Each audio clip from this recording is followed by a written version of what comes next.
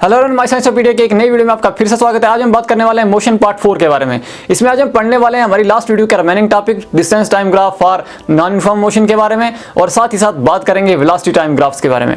इससे पहले वीडियो में आगे बढ़ें, चैनल को सब्सक्राइब कीजिए, बेल आइकन को प्रेस कीजिए और ऑल नोटिफिकेशन को ऑन कीजिए ताकि मेरी वीडियोस के नोटिफिकेशन से आपके फोन की घंटी बजती रहे।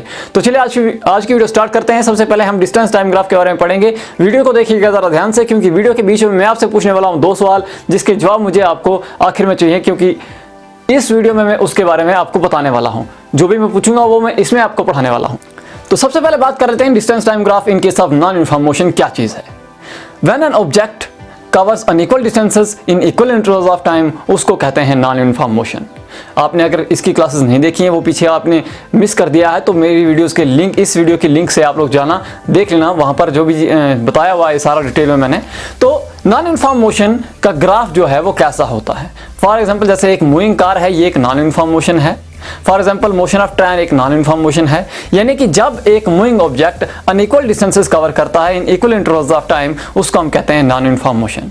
जैसे हम गाड़ी स्टार्ट करते हैं, कार स्टार्ट करते हैं अपनी, तो जब स्टार्ट करते हैं तो स्टार्टिंग के इंटरवल्स में हम लोग क्या करते हैं, कम डिस्टेंसेस कवर करते हैं। स्पीड आहिस्ता आहिस्ता जब हम बढ़ाते हैं तो क्या होता है, बाद में हम लोग ज्यादा डिस्टेंसेस उतने ही टाइम में कवर करते हैं।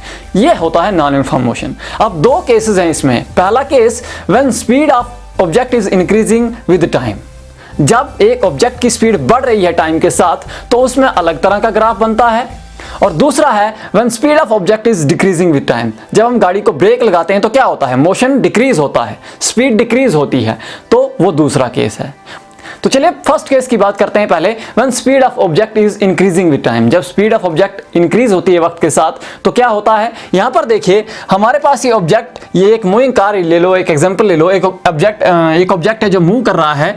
यहां पर आप देखोगे स्टार्टिंग के इंटरवल में, स्टार्टिंग के टाइम इंटरवल्स में डिस्टेंस कम कवर हो रहा है। अब देख लो डिस्टेंस आहिस्ता आहिस्ता कवर हो रहा है, लेकिन जैसे जैसे टाइम बढ़ता जा रहा है तो स्पीड इंक्रीज हो रही है, तो डिस्टेंस तेजी से कवर हो रहा है। इस तरह का जो स्लोप होता है, जिसमें बाद में जो कर्व ऊपर की तरफ जाती है, इसको हम कहते हैं पॉजिटिव स्लोप।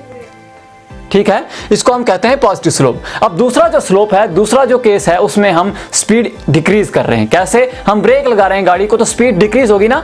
जब स्पीड डिक्रीज होगी तो क्या होगा, हम पहले डिस्टेंस ज्यादा कवर कर रहे थे इक्वल इंटरवल ऑफ टाइम में, लेकिन बाद के जो इंटरवल आएंगे उसमें हम कम डिस्टेंस कवर करेंगे। जैसे कि यहां पर क्या हो रहा है, स्लोप नीचे की तरफ जा रहा है। इस तरह के स्लोप को हम कहते हैं नेगेटिव स्लोप।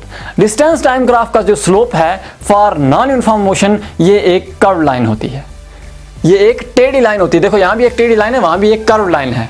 इसको पैराबोलिक भी कहा जाता है। स्पेसिफिक टर्म है फॉर कर्व लाइन ग्राफ, उसको हम कहते हैं पैराबोलिक ग्राफ।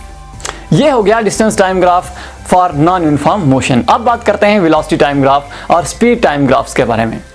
अब बात करते हैं वेलोसिटी टाइम ग्राफ की। सबसे पहले ये वेलोसिटी टाइम ग्राफ क्या चीज है, होता क्या, कौन सा ग्राफ है वेलोसिटी टाइम ग्राफ।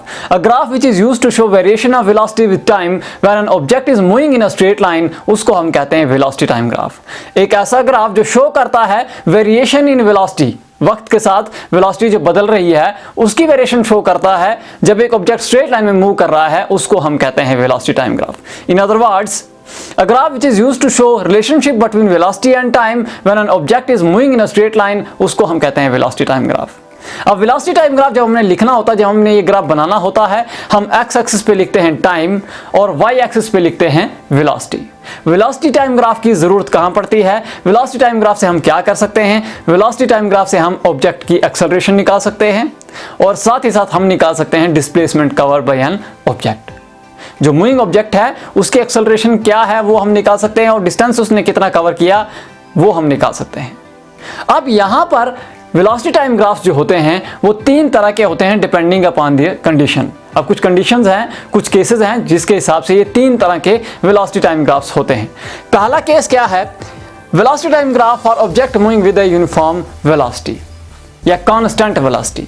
जब एक ऑब्जेक्ट कांस्टेंट वेलोसिटी से मूव कर रहा है, यानी उसकी स्पीड ना घट रही है ना बढ़ रही है, कांस्टेंट स्पीड से मूव कर रहा है, कांस्टेंट वेलोसिटी से मूव कर रहा है, एक तरह का ग्राफ वैसा होता है।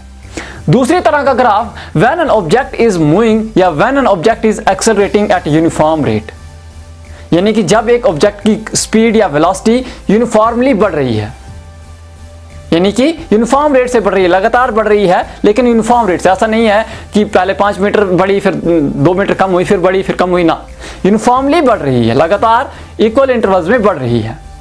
दूसरा वेलोसिटी टाइम ग्राफ इस तरह का होता है। तीसरा टाइम ग्राफ होता है, वेलोसिटी टाइम ग्राफ होता है, जिसमें नॉन यूनिफॉर्म एक्सेलरेशन होती है, यानी कि जो एक्सेलरेशन है पहले बढ़ रही है, एक्सेलरेट की, फिर कम, फिर ज्यादा, फिर कम, तो तीसरा हो गया वो वाला केस। हमने तीनों केस डिटेल में पढ़ने हैं, तो चलिए हम पहले केस की बात करते हैं, जो कि है velocity time graph for object moving with a constant velocity. तो इससे पहले हम केस 1 की बात करें, मैं आपसे पहला क्वेश्चन पूछ लेता हूं। पहला क्वेश्चन आपके लिए है, what is specific term used for curved line graph in case of distance time graphs. Distance time graph में यूनिफॉर्म मोशन के लिए जो कर्व्ड लाइन ग्राफ बनता है, उसके लिए स्पेसिफिक टर्म कौन सी है, उस तरह के ग्राफ को क्या कहते हैं।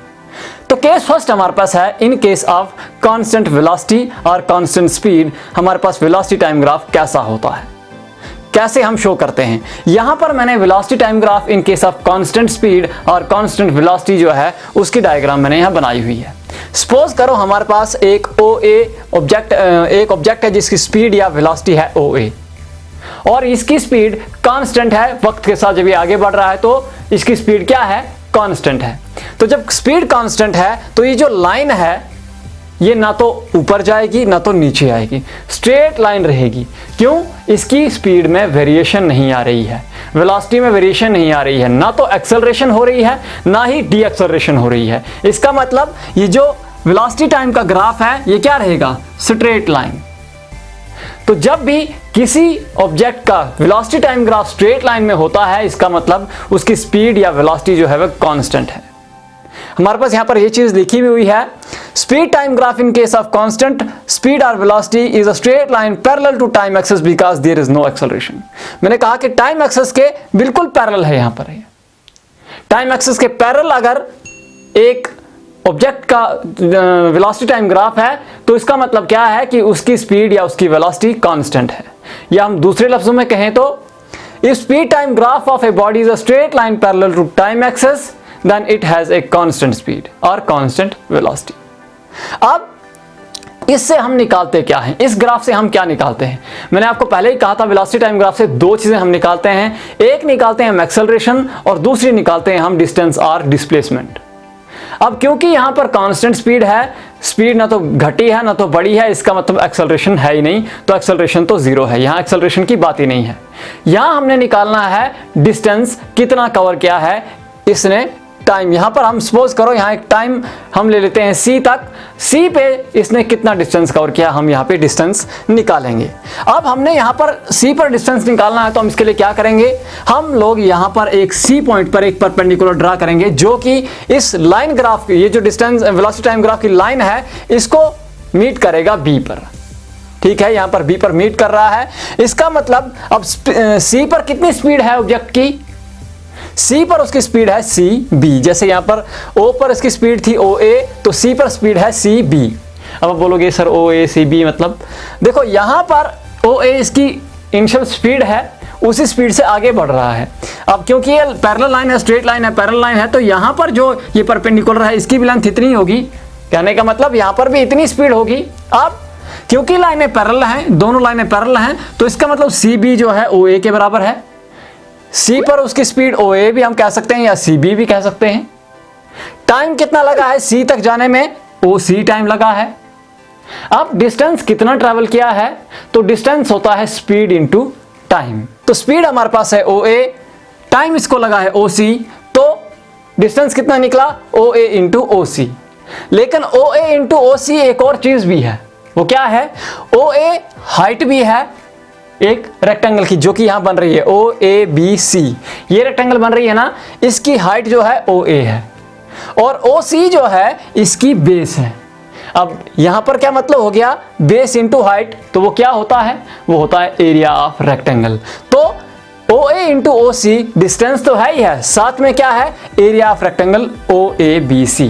इसका मतलब क्या हुआ, जब भी हम वेलोसिटी टाइम ग्राफ निकालते हैं तो जो एरिया उस ग्राफ के अंदर आता है, यानी कि उसकी जो लाइन है और टाइम एक्सिस के बीच में जो एरिया आता है वो बताता है कि ऑब्जेक्ट ने कितना डिस्टेंस या उस बॉडी ने कितना डिस्टेंस कवर किया है।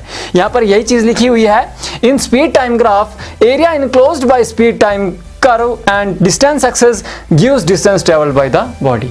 जो स्पीड टाइम या वेलोसिटी टाइम की कर्व है, वो लाइन जो है, और साथ ही साथ टाइम एक्सेस के बीच में, उन दोनों के बीच में जो एरिया इंक्लोज होता है, जो एरिया कवर होता है, वो बताता है कि ऑब्जेक्ट ने कितना डिस्टेंस कवर किया है। अब दूसरा क्वेश्चन मैं आपसे पूछ लेता हूं, what is acceleration of an object when it is moving with a constant velocity और कांस्टेंट स्पीड। तो ये आपने मुझे बताना है। आज की वीडियो में इतना ही, फिर मिलते हैं नई वीडियो में। तब हम बात करेंगे केस 2 और केस 3 की, क्योंकि केस 2 और केस 3 में आगे और भी सब केसेस हैं, तो ये अगर हम अभी डिस्कस करेंगे तो बहुत ज़्यादा लंबी हो जाएगी वीडियो, इसीलिए ये शॉर्ट से वीडियो बनाते हैं। अगली वीडियो में बात करेंगे केस 2 और केस 3 में क्या होता है।